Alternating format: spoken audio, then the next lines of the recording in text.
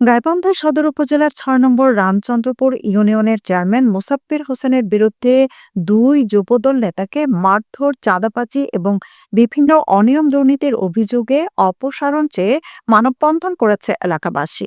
শনিবার দুপুরে গাইবান্ধা নাকাইহাট সড়কের বালুয়াবাজার এলাকায় স্থানীয় বাসিন্দাদের উদ্যোগে এই মানববন্ধন অনুষ্ঠিত হয়। এতে বিপুল সংখ্যক এলাকাবাসী অংশগ্রহণ করেন।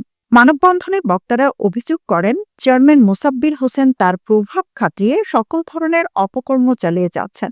সর্বশেষ ৩ জানুয়ারি একটি তুচ্ছ ঘটনাকে কেন্দ্র করে তিনি রামচন্দ্রপুর ইউনিয়ন যুবদলের আহ্বায়ক শফিকুল ইসলাম বাবু এবং যুগ্ম আহ্বায়ক মোহাম্মদ আমিনুল ইসলামকে মারধর করেন।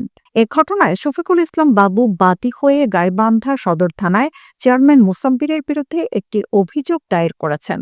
মানববন্ধনে অংশগ্রহণকারীরা চেয়ারম্যানের এই কর্মকাণ্ডের তীব্র নিন্দা জানিয়ে তার বিরুদ্ধে দ্রুত শাস্তিমূলক ব্যবস্থা গ্রহণের দাবি করেন।